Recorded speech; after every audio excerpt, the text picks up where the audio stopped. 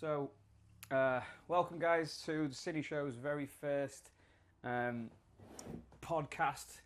We're going to be talking about movies, retro movies, current movies, everything movies. And I'm Jamie, this is Matt. Hello, I'm Matt with a hat.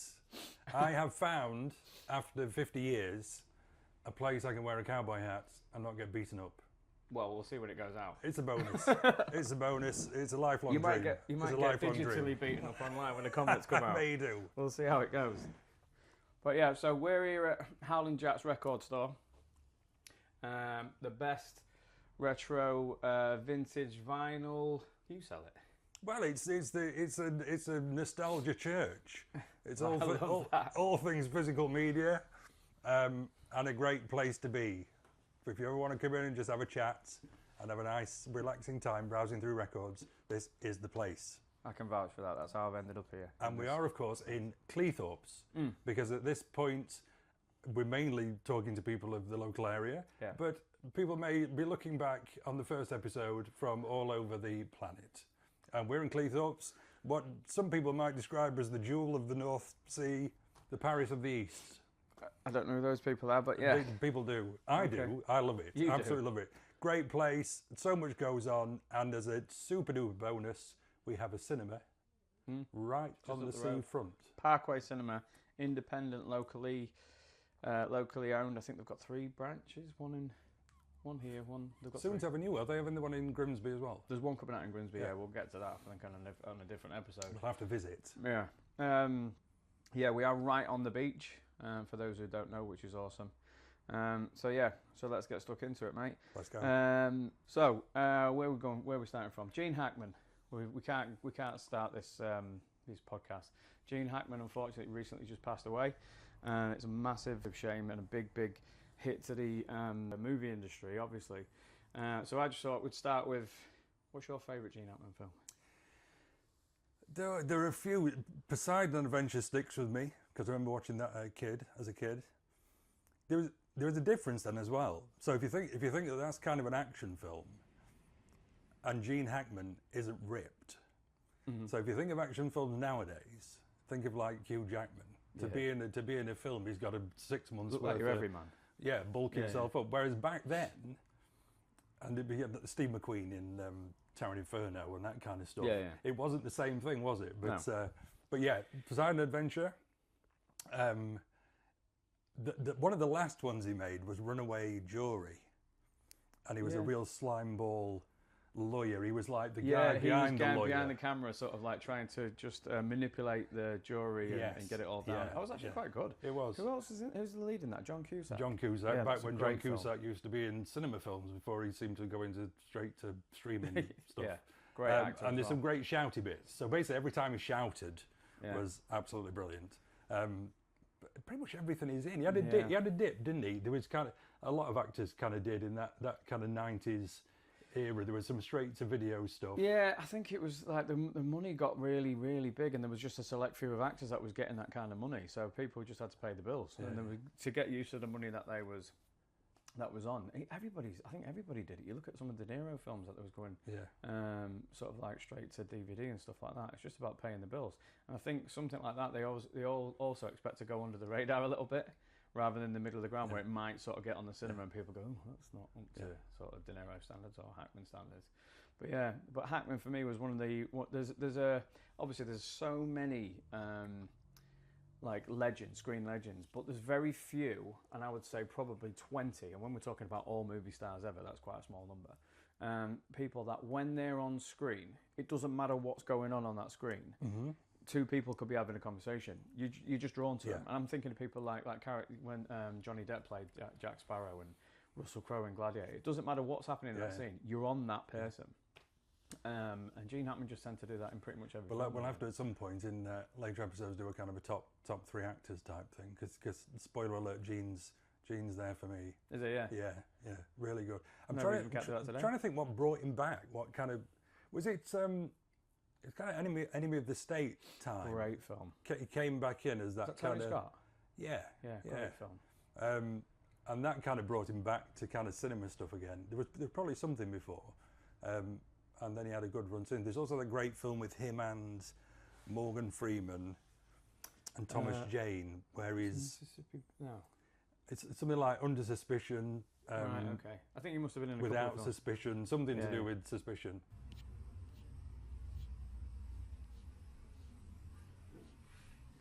Top 3 films, top 3 actors for somebody who loves films is almost a irrelevant question to ask, because my top 5 films change all the time, like the Premier League. Like, they literally change. There's 2 that always stay up there, and they are from my 2 favourite actors. I know it's going to sound super cliche, but it is what it is. They are De Niro, Pacino, and Robin Williams. So my favourite film that always kind of stays up there at number 1 is Awakenings, De Niro and Robin Williams. I don't know if you've seen that film. It is phenomenal. Like, that's an acting class. It's just such a gorgeous film. Very sad subject, but the way they've handled it is brilliant. And then second is Pacino in Scent of a Woman, Martin Brest film. Yeah. Oh, it's such a good film. So I would probably say another shouty actor as well. Really kind of going for it. Then you ask me tomorrow, and it'll be someone that I'm kind of like thinking of now, because I do like modern day actors as well. There's a lot of sort of the new people coming through, but those 3 just seem to stick in my head all the time. What about you? Top 3? Well, Gene's number 1. Oh, really? Always was. I would really sad when he passed away. And kind of, I know kind of it's come out now, kind of what happened and stuff, which makes it kind of even sadder, really. But yeah, so Gene's number 1 in kind of in anything really. But like I say, particularly Poseidon Adventure, Crimson Tide, Runaway Jury, like I said, really good part in that.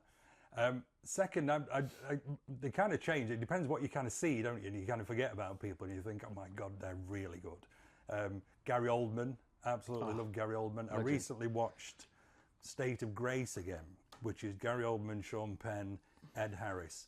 Don't think it came out in the cinema here. It was a bit kind of Donnie Brasco kind of plot line. So Sean Penn's a undercover cop. Okay. Goes in with Ed Harris, who's the mob boss. Gary Oldman's his kind of right hand man, does all his dirty work. But Gary Oldman's absolutely brilliant in that. There was a weird time when there was stuff coming out in America at the cinema, but not here. And I think it's literally because they started with the Cineplex thing, with the 10-screen cinemas before us. So all these films that were out there went kind of straight to video for us. They also started like Cinemax and some of the TVs, and we had like at the time the thing closest we had to it was Film 4. Yeah, remember then they had a dedicated channel, and then it was just all cable. Yeah. But like terrestrial stuff, what they have nationally, they've had Cinemax and what's the other one, FX and stuff like that. They've had them for ages, and that meant like there was a market there that they had. Even if you didn't go out and buy the DVD or whatever, it was there straight to TV, which we didn't have. Yeah. That's probably why. And my third, I would say, is Ben Mendelsohn. I do have a thing for Ben Mendelsohn. It's one of them actors where you put him in a film and the film's instantly better. Basically, everything. I loved him in Rogue One. Yeah.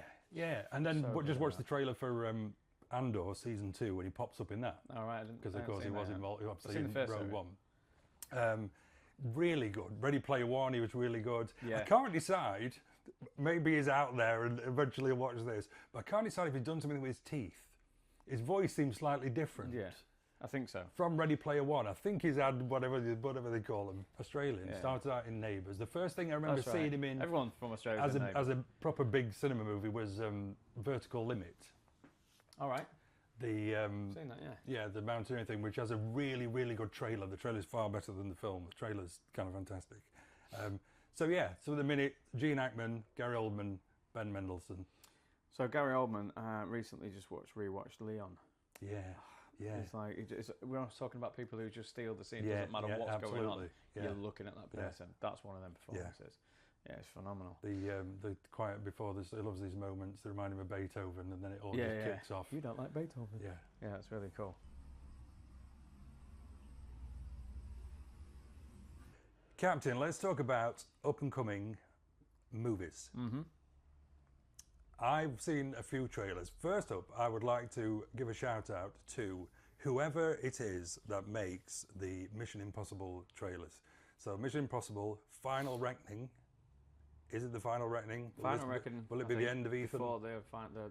Yes. Final. We've had Dead Reckoning Part 1, Yep. and instead of it being Dead Reckoning Part 2, they've changed to the final reckoning. Okay. Because actually the last one didn't do that well, so maybe they thought we'll finish off with one last one. But how many movies is it now? I think we're on 9. So I'm starting to think that these missions are in fact not impossible. No, they are actually always possible.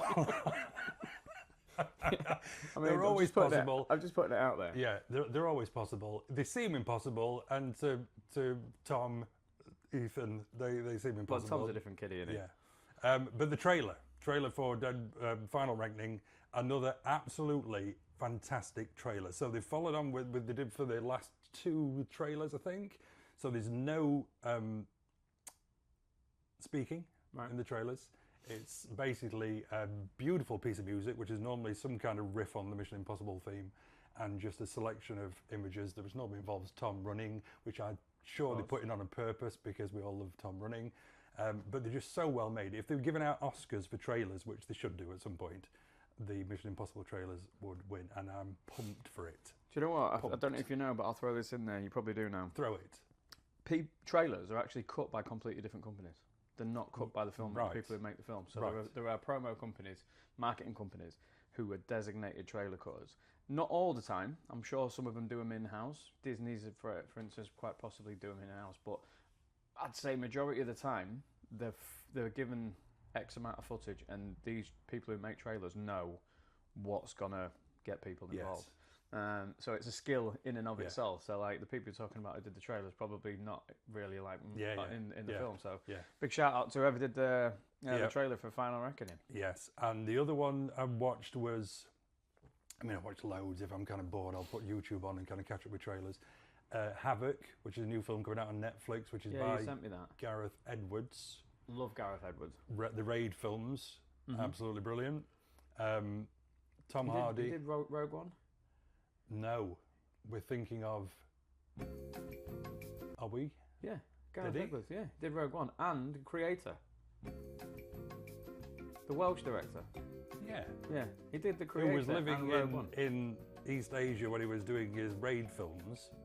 I'm absolutely certain. Go on. Who was the guy who directed the last couple, the first 2 Star Wars sequels? J.J. Abrams. Reeves. Matt Reeves. that's Batman. Wasn't he Planet of the Apes as well? I don't know. The new know. ones. I don't know. Anyway, what you're watching is a podcast about 2 guys who are currently So you got it wrong. out. He didn't do. Gareth Edwards didn't do the Raid films. Who did the Raid films? He did Rogue One and the creator, and he's now doing Jurassic World. Right, but it's not Gareth Edwards who's doing Havoc then. Right, okay. Let's have a look who's doing Havoc then. It's going to be like this. Don't worry about like it. this. None of us are pretending to be. Like this. None of us are pretending to be film bros here. It's something that sounds like Gareth Edwards. Right, it is Gareth Evans. Gareth Evans. Not far off, mate. To be fair, folks. So yeah. Havoc. I didn't know there was The 2. trailer looks bombastic. It looks energetic. It looks very violent. There's some dogs just going past the shop. You might be able to hear them barking. So Havoc, that looks really good. Yeah. Saw a trailer for a film called Novocaine, which is Jack Quaid. Yep. Who will be appearing later. Jack Quaid. In. Our retro review that we get to. Oh yeah. Character. Quaid. Sure it's Jack. No, which one? Total Recall. Oh yeah, Quaid. Yeah. Quaid. Yeah, I'm that's sure a his good first name's connection. Jack. Great link up there, mate. I'm sure his first name is Jack. You're too quick for me. Which is something no one's ever said before, ever. Not even the myth. No. Never. Right, so so basically, yeah, I haven't Jack seen Quaid, it. Novocaine. So it's again, there's a lot of quite samey films, but basically from the trailer, it looks like he doesn't feel pain. So kind of kick-ass type thing. Actually, I've seen the trailer, and then he's going to either rescue someone, get revenge, the usual kind of thing. But that looks fun. There's also a theme lately with trailers is as you're watching the trailer, words fly towards you of the reviews. Right. Craziest thing I've ever seen. Nice. I think Monkey Man was the last one. Shout out to trailer makers. Yeah. So yeah, quite a lot of. So I've just seen Jack Quaid in Companion. Went to the cinema to see that a couple of weeks ago. I haven't seen that, but I do want to see that. It's great. It does what it says on the tin. It's one of those where I think a lot of people might complain that 80% of the concept of what you're going to see is in the trailer. I think that's a big thing that a lot of people don't like, is leave a little bit to the imagination. It does have its twist, but regardless, I still enjoyed it. There's so many times when I've watched stuff like that and you come out and you just think, I could have waited for a streamer. I did enjoy that. Thatcher. Molly Thatcher? Not Molly Thatcher. No, Sophie Thatcher. Sophie Thatcher. Is it Sophie? God, we're terrible. I think we should have... Can we put on a sound effect of a collective groan? Yeah. When we check his phones. It is Sophie Thatcher. Sophie Thatcher. Yeah, who was also in Heretic, which I saw recently as well. That film was 80% fantastic, 20% a little bit okay. Hugh Grant was very good in it. Amazing in it. Yeah. Amazing. And it's so weird because he's not really playing... It's so weird because obviously this character is completely different to sort of like the Englishman... Notting Hill thing. But even though his character is completely different, he's playing it very similar. It's just the content, the dialogue that's coming out of his mouth is like not similar. Yeah. But he was so good, and I think he's found now his sort of Renaissance back end niche, because I don't know if you've seen him in The Gentleman as well. Yeah. And I think he's done really well to sort of like break off the chains of that. Because obviously as actors get older, they can't play the sort of young heartthrob sort of thing. So I think the better actors, the actors that end up having a longer lifespan are the ones that give up that ghost a little bit earlier and just like, do you know what, I'm going to play the older gentleman now and going to do stuff like that. Yeah. We were talking in the shop, actually, me and a few guys the other day, about the Heretic and the scene in the Heretic, all around how he's trying to explain that religion has all become is kind of very second-hand from an original kind of story. And the thing about Radiohead and the Hollies and spoiler alert. Yeah, sorry. Great film. Yeah, and I thought that particular bit you're on about, the dialogue was fantastic. It's a talky film. Yeah, it's a talky film. It's great. I enjoyed it. Yeah. So same with Companion. So maybe big up Sophie Thatcher for being on both of them. But they films like that, I think, when they don't take themselves, and this might be a bit of an insult to the filmmakers, I don't mean it this way at all, but when they don't take themselves over seriously, where they're not, you can tell they're not aiming for Oscars here, even though I think Hugh Grant got a Golden Globe nod. The runtime is a big factor. So if you're playing films like this and you've got it within a digestible runtime, people can come out of that and go, do you know what, I enjoyed that. But sometimes I think people really overplay it, and they can't edit themselves and drop. They can't cut out what doesn't need to be there. So you've by the time, it's like a tightrope walk. By the time you've got on there and people are interested, you've fallen off because you've probably left it too long, trying to take it too seriously. Look at what we could do. So I don't big up films that are between the 90-minute and 2-hour mark, because sometimes I often look at that and I just think, am I in the mood for that? It's not like I'm going to sit down and one night and think I want to just watch something, and then I'm going to sit and watch The Brutalist. I think it's near 4 hours. Yeah, I meant to look, how long, because I remember going to see the Lord of the Rings films at the cinema, and at the time they were the long films. I think it had been a while since we'd had kind of big epic stuff, and I was going to look up the time, because at that time I remember Lord of the Rings being quite shocking how long it was. The extended editions are but the theatrical releases, and I wonder now how far off they are of some of the stuff we're watching, like Oppenheimer and Brutalist, and the Avengers films, Endgame and Infinity War, that were touching the 3-hour mark. The thing about it's far more common.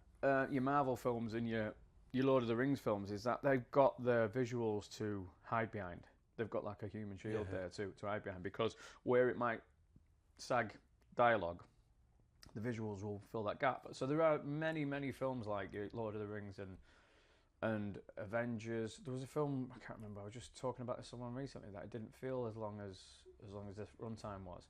But when you get a film where it's visually entertaining and good story as well, it kind of pads out where the other doesn't, and you walk out there thinking, it didn't feel like 3 hours. Yeah. But when you get something quite heavy and serious, like The Brutalist or something like that, no disrespect to it, I haven't seen it yet, and I intend on seeing it, but I think it is resting on its own laurels, and if there's parts of that where it's a bit sort of like pensive and, the audience are trying to get engaged in it, that's where the length really sits on your shoulders, and you're like, this is a long-ass film. I mean, I assume Adrian Brody would pull you through in the same way that Daniel Day-Lewis in...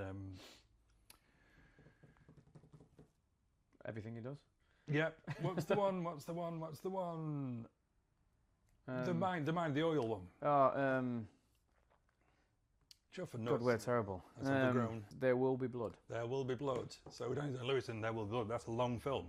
Yeah, what was the runtime on that? 2 hours 38 minutes. Yeah, so touching. But Daniel Day-Lewis takes you through it every time he's on screen. You are absolutely hooked to what he's saying and how he's kind of doing it. Yeah, another actor that, like, I think a lot of people think that he's a little bit strange because of the way that he goes about his business. But another actor that when it works, because when he's on camera, you're only looking at that actor, and he's done his job in that sense. And Aidan Brody, when he's on form, to me is one of the greats. And it's a weird thing with Aidan Brody because he got the Oscar for The Pianist, and then he went through kind of this same thing that we've been talking about, this kind of dip, where seemingly every film he made was straight to I liked him in video.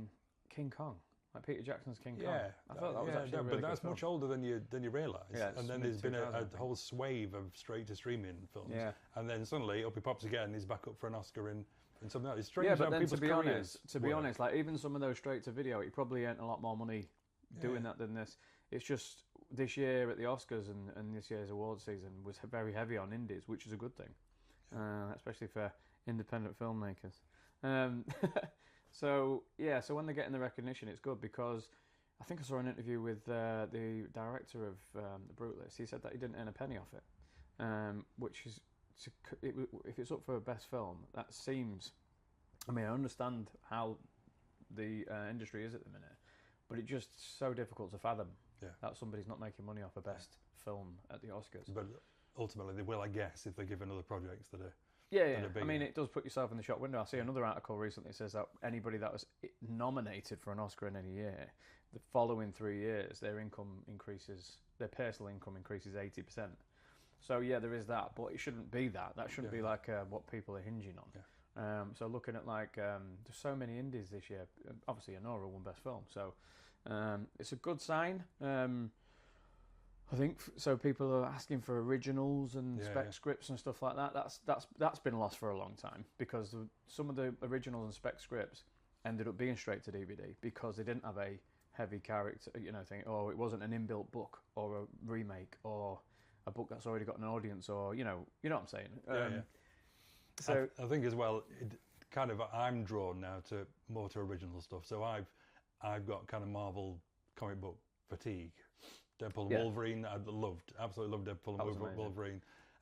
That was the film I was, when I said there was a film recently I watched where I just thought it just didn't feel like that length. That was it, because it was just something all the time. I felt like a 90-minute Up until film. then and around that as well, with what's been kind of coming out, there's so many kind of origin stories, and it's just very, it's well trodden ground really. So when you see a new something like The Heretic, that's a completely different thing, is an original story. That's why I'm getting behind it, and hopefully other people are as well.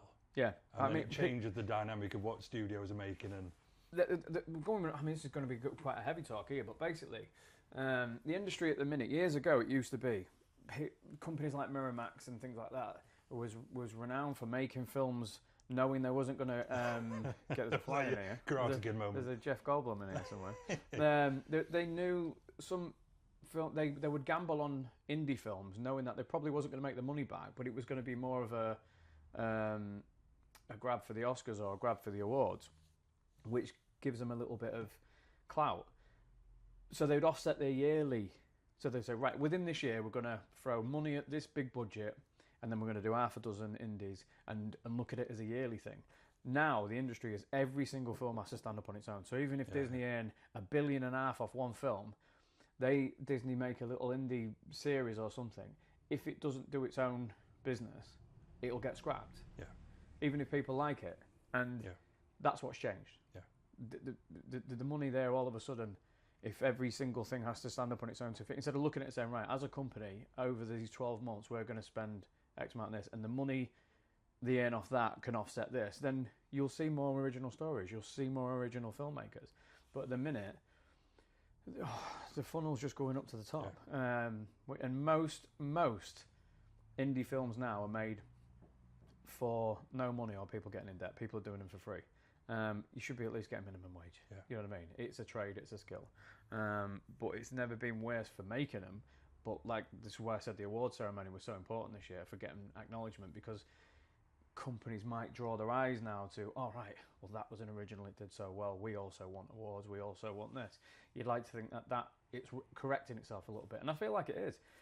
Some people I've spoke to at cinemas, whilst they're not exactly booming and doing fantastic, they're doing better than there was 2-3 years ago. So anything pointing in that direction is good.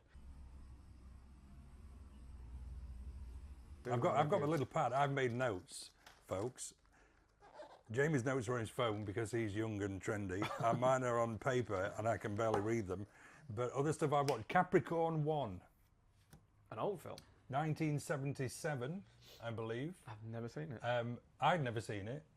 It came into the shop and I thought, I'm taking that home, I'm going to watch that. The basic plot is mission to Mars, all prepped to go, astronauts into the ship, James Brolin, right, O.J. Simpson, okay, and another guy, the 3 astronauts. Just before they're about to take off, guy opens the hatch, you've all got to get out and come with us. Bung them into a helicopter, fly them out to a remote location, and then Hal Holbrook, who is brilliant. He was in The Fog, the priest. Right. Whenever he pops up, he's just always really good. Anyway, he's the guy who then comes in, who's kind of orchestrated the whole thing, who says to them, we've got a problem. It was never going to make it to Mars. Some issue with the ship, can't remember. But because the space program has lost popularity and people are really up for this Mars mission, you're going to fake it. Right. You're going to basically fake it. This is all in the kind of the first 10, 15 minutes.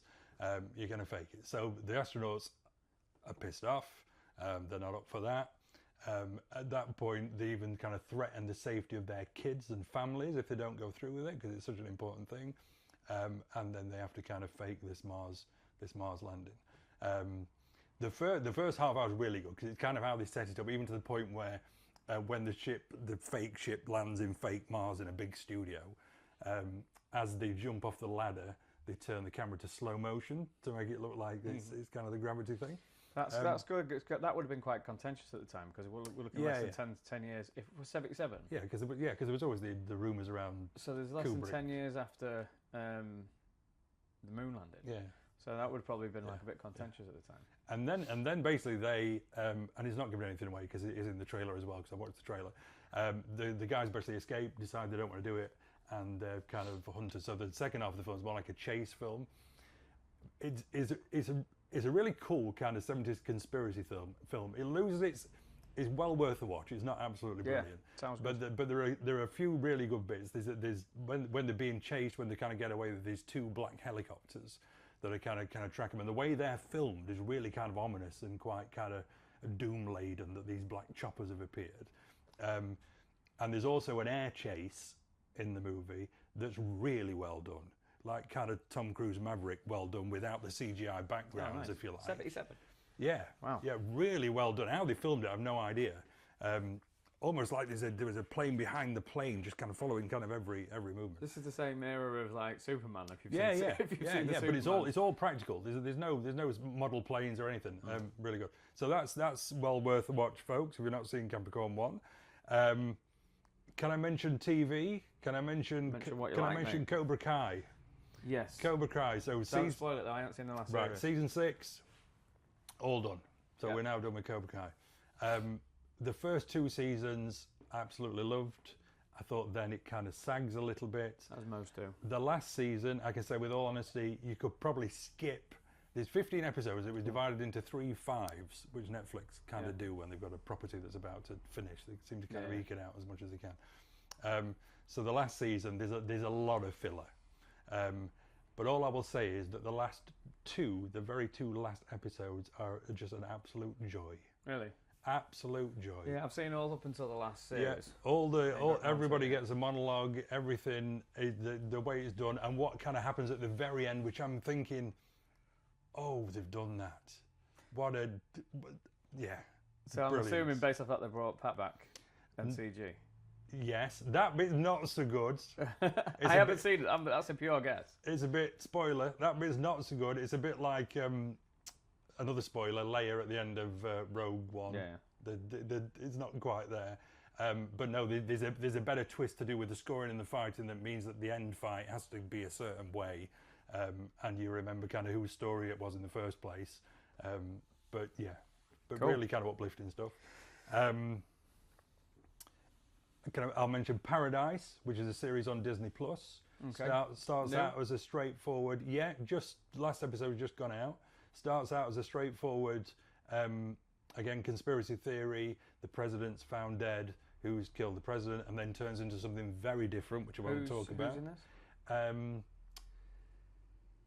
Sterling K. Yes. Yeah, so I was watching Graham Norton show with him, and I saw the. It was another one of those actors that's got a really good commanding voice as well. The way he speaks. Have you seen him in the People vs. O.J. Simpson? Yeah, he is unreal. And in The Predator, he was really cool in that as well, as the bad guy. I think I've seen that. Isn't that got Adrian Brody in it as well? No, that's Predators. Oh, okay. The Predator. My bad. Plural. Was what's his face directed it?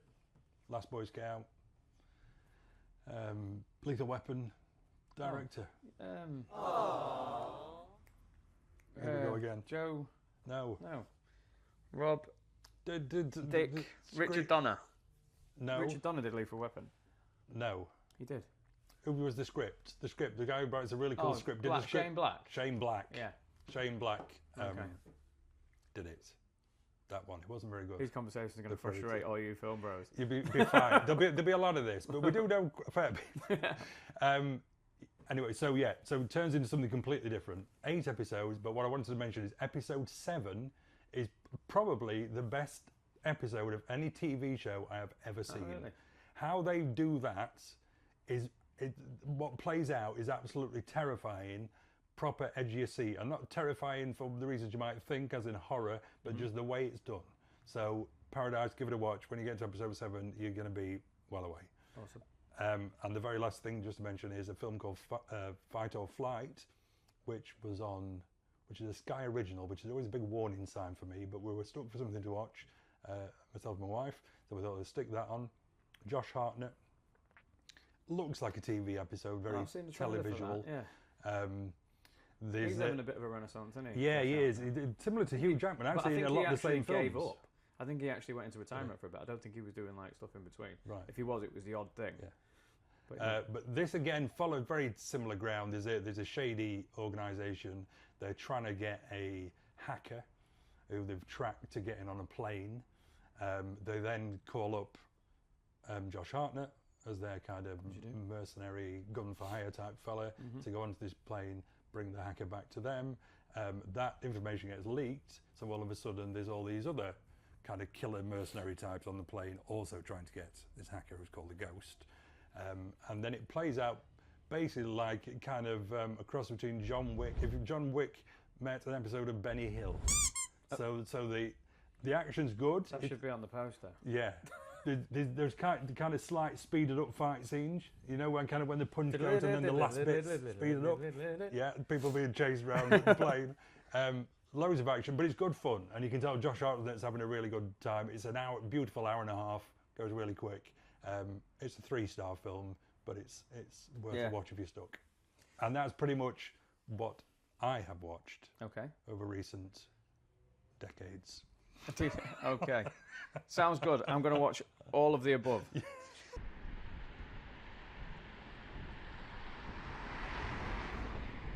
So I was tasked to watch September 5, and is this our new release segment? Yeah, Jamie. Yes, this is what's just come out recently. I've watched 2 things. You've watched one thing, The Monkey. So I watched September 5 and really enjoyed it. Very tense. I wouldn't say it's broken any ground in the. We've seen films like, if you've seen United 93, Paul Greengrass, where a lot of the action happens in an operating room, and they do very well with that. But I don't think they broke any particular ground. But the fact that it was another one where it's like, and it sounds like I like all my films short. I don't, but because it was like 90 minutes or an hour and 40 minutes, it gets in, does what it does, then gets out, and you're left talking about it. You're left thinking about it, rather than them trying to sort of spoon feed you everything towards the end, and so to decompress, which I really appreciated. Peter Sarsgaard, I don't think he really ever misses, but he's unreal in this film. And also Ben Chaplin. So I didn't recognise him in the film. I didn't recognise. He's brilliant in it. just like 20 minutes in, I was like, hang on a minute. Because the only thing I really remember him from is Game On. Do you remember he was in that Game On with Samantha Janus? Yeah. And I remember him in Thin Red Line as well, because that cast was unbelievable. Yeah, yeah. But since that, not really seen him in anything. But he was brilliant. Yeah. Absolutely brilliant. The cast was unreal. There's a trio of, I'm going to do the other guy dirty because I've forgotten his name. But the third actor in it as well. Is it the guy who was in... I'll make sure that I find out who it is. I won't do Did you see Overlord? The film that starts out as a war film and then it's a zombie film. I'm sure he's in that. I'm sure he's in that. I love that. John Magaro, name is. Yeah. Does he look a bit like Shia LaBeouf? He was an Overlord. Well done. Yeah. So the other actor, John Magaro, who you just stated was an Overlord. The trio of them. It could be a play. It could have been a play. It could have been a stage play. They did it so well. And there's a lot of it that I didn't know. So we've seen like Munich and I've seen other films regarding the 72 massacre of Munich massacre of the Israeli Olympics team. I've seen documentaries, things like that. But so sometimes when that happens, there tends to be very little that a film can discover or let you know. But there was a couple of bits in there that I wasn't really... It's shown from the perspective of a broadcast... because I was wondering how they create the tension and the drama if it is around the folks who are doing So the good thing about that is, the way they've done it is, 72 was the first time there was ever any live broadcasting, and it just happened to be from the sports section. Because it was from the sports section, the ABC sports section, and this happened, they had to kind of like guerrilla it and convert it into a news station rather than report on the sports, and apply what they knew to news anchor setup. And one thing I have to say about it is, we've seen it before with like films trying to incorporate heritage footage with new footage, like Forrest Gump, things like that. This does it seamlessly, absolutely seamlessly. The way they cut to, and the camera, the director, the cinematographer there, he's got the new actors there, and then off at the back he's got like the set lit up and it's all out of focus, and then it cuts to them on the monitor. It looks 100% natural, and I think that you're buying into it more when you feel like it's set back then. And the grading as well on the film is very much of the time. It's quite grainy, hard contrast, stuff like that. So it really puts you right back there, and I do recommend that film to anybody. I do like a dialogue-heavy thriller. So you'll like this. Yeah, like Good Night and Good Luck. Yeah, you'll like this. In fact, it's not really heavily on monologue. It's just very quick. Yeah. 13 Days, a film with Kevin Costner in about the Cuban Missile Crisis. Okay. Absolutely love it. Similar, very kind of just snappy back and forth kind of dialogue, and it's literally just dialogue the whole thing. So you'll love this, and I won't spoil anything. I mean, obviously, it's very hard to spoil something that was something that happened in the real world, but the way it's pretty much leveled at the responsibility they had. So they got so giddy and excited at the fact that they had all this new technology, and they was being asked to do something that had never been done before, show a live hostage situation on TV, that they kind of got wrapped up in it, and then the realization that somebody might die live on TV sinks in, and they're like, well, what do we do? What do we do here? But even above that, there was a lot of stuff. There's a lot of stuff going on with like this hostage, the terrorists themselves being able to have access to ABC, and it gave them like the third eye.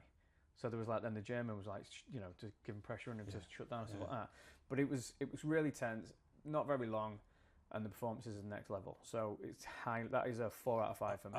I'm just going to say we're doing ratings. Let's go with 5. I like the out of 5. Okay, well, because I'm a big Empire reader since a child. Definite 4 out of 5 for me. 4 out of 5, brilliant. 4 out of 5.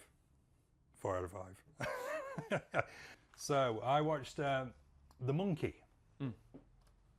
Not to be confused with Monkey Shines, which I thought was already a version of The Monkey, but it's a completely different film, or the TV show, or it's that. Do you remember Monkey? No. People will remember Monkey. The kids' TV show. Yeah. There's a guy called Monkey who comes out of an egg on top of a mountain. Yeah. He's got a sidekick who's a pig. Yeah. And then there's like a Buddha child. He's protecting Dub.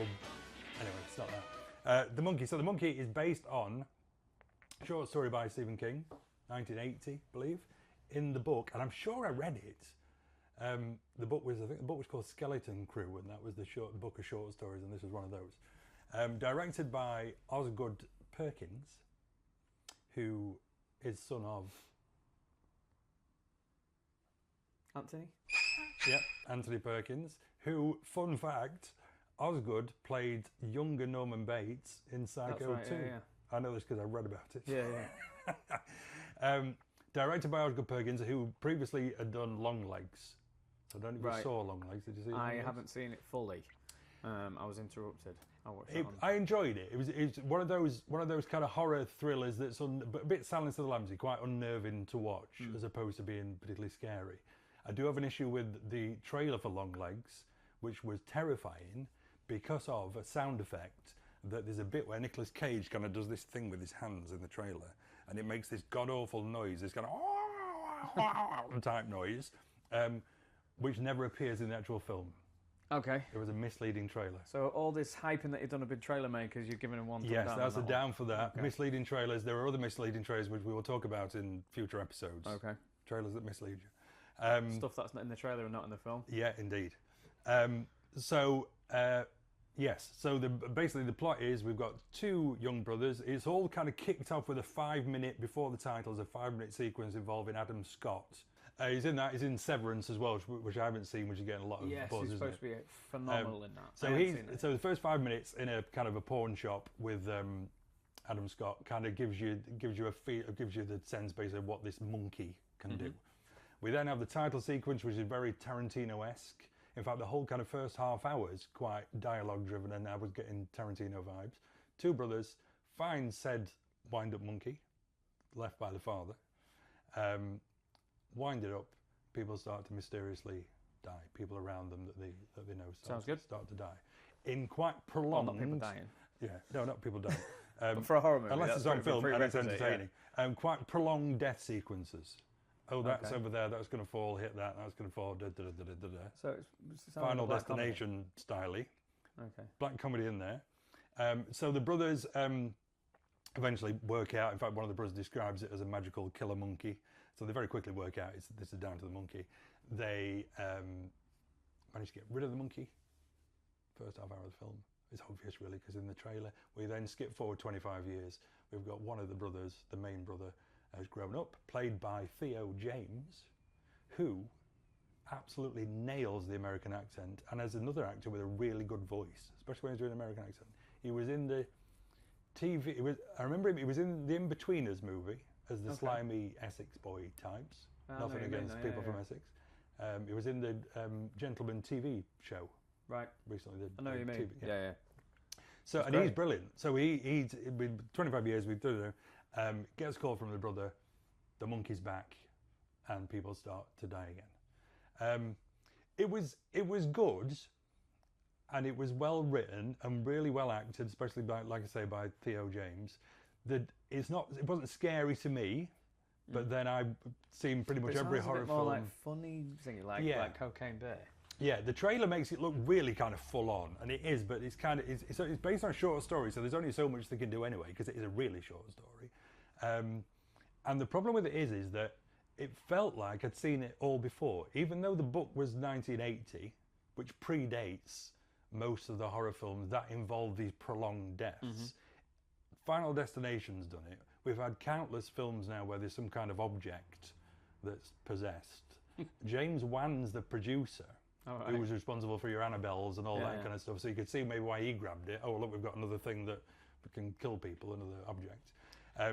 So through no fault of the original story, it felt like we'd seen it all before. And the second half, the deaths kind of ramp up. There's a really good montage of kind of people being killed in really people being killed in really weird ways. No spoiler alerts. That's not. No spoiler alert. Yeah. And then it ends in a kind of a no. There's a nice. There is a twist of sorts, but you probably see it coming. And then there is a nice mention of a Johnny Cash song, which kind of pays off at the end. But yeah, so I'm going 3 point. Can I go point? Of course Can you I can. be 3.5? Yeah, why not? I'm going 3.5, folks, on The Monkey. But you recommend it? I'm recommending it. 3.3 is a recommendation, so 3.5. Fair enough. Yeah. So one of my things is like, I think what we should start doing, like going forward, is this is just a personal thing, and I don't know if people feel the same way about it. Is I could recommend something to watch, but I'd also recommend whether you watch it in the cinema or not. So I'll give you, for instance, what I've just watched recently. We Live in Time, Florence Pugh, Andrew Garfield, and it is phenomenal. I haven't seen it. It is an actor's film. Their performances are so almost ultra realistic. The director's done so well with allowing them to be free about how they do. You can tell that a lot of it was done on the. You can tell that a lot of it was given free rein on the day. You can't really rehearse for stuff like that because it just won't come out that way. It really hits home. It's a very sad topic, but I wouldn't recommend watching it in cinema. It's just something that everybody pretty much has got a 32 minimum widescreen 16:9 at home now. So what used to be the case of whether you watch them on cinema or at home was the fact that your home TV was a 4:3.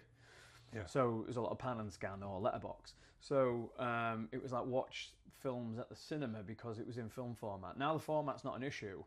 I don't see films like that, even though I would actually recommend that as a 4.5 out of 5, potentially a 5 out of 5. I wouldn't recommend it was not something I'd say you have to go to the cinema to watch it, because I was crying. So, I don't really want to be sitting there crying with a lot of people. So we were talking earlier that we cry quite easily at films. Yeah. I'm terrible. Yeah. But then, for instance, if you're going to go and watch, say, Everything Everywhere All at Once, if that was your thing, has to be watched on cinema. Yeah. Absolutely 100% has to be watched on cinema. And it goes back to what I said to you about a company making films looking at the 12 months rather than individual performances. So, I mean, there's going to be independent cinemas that want to watch that type of film and totally get that. Like, you get your independent cinemas that want to watch your emotional dramas and stuff like that. So I'm not saying no, don't watch it anyway, but I think across the board, you're flogging a dead horse when you're trying to show films like that on your everyday multiplex, so to speak. When people just want to use them now for almost like going on a ride. So that's why your blockbuster films are. And I'm not saying don't watch them there. I'm just saying my personal recommendation is it's not something I would watch at the cinema, but it is definitely a 100% recommendation to watch. It is a weird one because I adore the cinema. I adore going to the cinema, but I'm of an age where that's where you went to see the new films. And as a child, there was the magic of the movies. You went in, went in with your parents or whatever. It was packed. It felt like a very kind of collective kind of experience with other people. And there was something really magical about it. And I still to this day love going to cinema, just walking through the doors into the cinema foyer. But I can imagine and I will see pretty much anything. If I've heard it's going to be kind of okay, or it's something I know I'm going to like anyway, or if somebody's in it or whatever, I will go, whether it's a blockbuster or whether it's a small film like you're kind of talking about. But there will be, of course, a generation that don't have that magic because they've been brought up with a tablet in front of them from a very early age. So I see your point. Yeah, and that's just for me. I just feel like certain films I would say you can't not watch it on a cinema screen, and other films you've got to watch it at home. But yeah, that's what I'm going to start doing my recommendations anyway. Thank you guys. I hope it was okay. We're going to be doing more of these, and we want all your comments underneath to state what you like, what you didn't like and subscribe, all that nonsense that all this generation do. But we need to know what's going to make this better. Yeah, and feel free to get nasty. If you want to get nasty, we'll read them out.